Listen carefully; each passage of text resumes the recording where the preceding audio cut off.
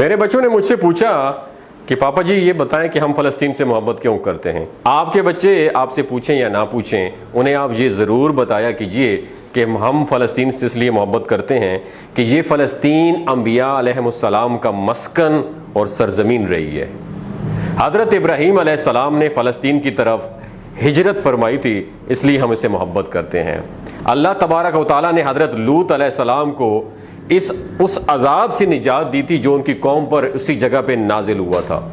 حضرت داؤد علیہ السلام نے اسی سرزمین پر سکونت رکھی اور یہیں اپنا ایک محراب بھی تعمیر کرایا۔ حضرت سلیمان علیہ السلام اسی ملک میں بیٹھ کر ساری دنیا پر حکمرانی فرمایا کرتے تھے۔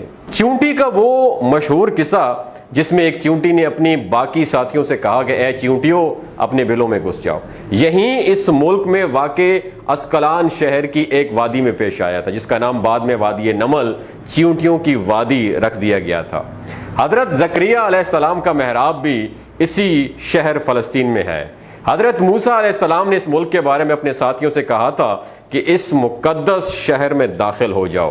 انہوں نے اس شہر کو مقدس، اس شہر کے شرک سے پاک ہونے اور انبیاء علیہ السلام کا مسکن ہونے کی وجہ سے کہا تھا۔ اس شہر میں کئی معجزات وقوع پذیر ہوئے، جن میں ایک کنواری بی بی حضرت مریم کے بطن سے حضرت عیسیٰ علیہ السلام کی ولادت مبارکہ بھی ہے۔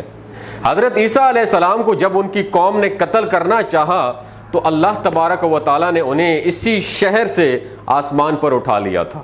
ولادت کے بعد جب عورت اپنی جسمانی کمزوری کی انتہا پر ہوتی ہے، ایسی حالت میں بی بی مریم کا کھجور کے تنے کو ہلا دینا بھی ایک معجزہ الہی ہے۔ قیامت کی علامات میں سے ایک حضرت عیسیٰ علیہ السلام کا زمین پر واپس تشریف لانا اسی شہر کے مقام پہ سفید مینار کے پاس ہوگا۔ اسی شہر کے ہی مقام باب لد پر حضرت عیسیٰ علیہ السلام دجال کو قتل کریں گے۔ فلسطین ہی یاد رکھو دوستو ارض محشر ہے۔ اسی شہر سے ہی یاجوج ماجوج کا زمین میں قتال اور فساد کا کام شروع ہوگا، اور اسی شہر میں وقوع پذیر ہونے والے قصوں میں سے ایک قصہ طالوت اور جالوت کا بھی ہے۔ فلسطین کو نماز کی فرضیت کے بعد مسلمانوں کا قبلہ اول ہونے کا اعزاز بھی حاصل ہے۔ ہجرت کے بعد حضرت جبرائیل علیہ السلام دوران نماز ہی حکم ربی سے آقا صلی اللہ علیہ وآلہ وسلم کو مسجد اقصی جو کہ فلسطین میں موجود ہے وہاں سے بیت اللہ شریف کی طرف رخ کرا گئے تھے۔ جس مسجد میں یہ واقعہ پیش آیا تھا وہ مسجد آج بھی مسجد قبلتین کہلاتی ہے۔ حضور اکرم صلی اللہ علیہ وآلہ وسلم معراج کی رات آسمان پر لے جانے سے پہلے مکہ مکرمہ سے یہاں بیت المقدس یعنی فلسطین لائے گئے۔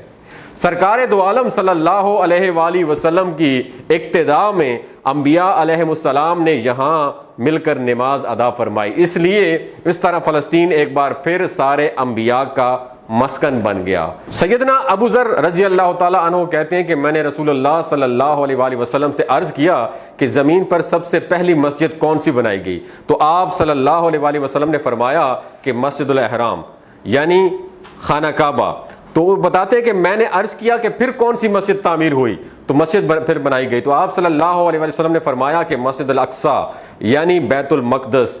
میں نے پھر عرض کیا کہ ان دونوں کے درمیان کتنا فاصلہ ہے؟ تو آپ صلی اللہ علیہ وآلہ وسلم نے فرمایا کہ 40 برس کا۔ تو جہاں بھی نماز کا وقت پا لے تو وہیں نماز ادا کر لے، بس وہی مسجد ہی ہے۔ وصال حبیبنا صلی اللہ علیہ وآلہ وسلم کے بعد حضرت ابو بکر رضی اللہ تعالی عنہ کو ارتداد کے فتنہ اور دیگر کئی مشکلات سے نمٹنے کے لیے عسکری اور افرادی قوت کی اشد ضرورت کے باوجود بھی ارض شام فلسطین کی طرف آپ صلی اللہ علیہ وسلم کا تیار کردہ لشکر بھیجنا بھی ایک ناقابل فراموش حقیقت ہے۔ اسلام کے سنہری دور عمریہ میں دنیا بھر کی فتوحات کو چھوڑ کر محض فلسطین کی فتح کے لیے خود حضرت عمر کا چل کر جانا اور یہاں پر نماز ادا کرنا اس شہر کی عظمت کو اجاگر کرتا ہے۔ دوسری بار معراج کی رات بروز جمعہ 27 رجب 583 ہجری کو صلاح الدین ایوبی کے ہاتھوں اس شہر کا دوبارہ فتح ہونا بھی ایک نشانی ہے۔ بیت المقدس کا نام قرآن سے پہلے تک ہوا کرتا تھا، قرآن نازل ہوا تو اس کا نام مسجد اقصی رکھا گیا۔ قدس اس شہر کی اس تقدیس کی وجہ سے ہے جو اسے دوسرے شہروں سے ممتاز کرتی ہے۔ اس شہر کے حصول اور اسے رومیوں کے جبر و استبداد سے بچانے کے لیے 5000 سے زیادہ صحابہ کرام رضوان اللہ تعالی اجمعین نے جام شہادت نوش کیا، اور شہادت کا باب آج تک بند نہیں ہوا، سلسلہ ابھی تک چل رہا ہے۔ یہ شہر اسی طرح شہیدوں کا شہر ہے۔ فلسطین کی عظمت کا اندازہ اس بات سے بھی لگایا جا سکتا ہے کہ یہاں پر پڑھی جانے والی ہر نماز کا اجر 500 گنا بڑھ کر دیا جاتا ہے۔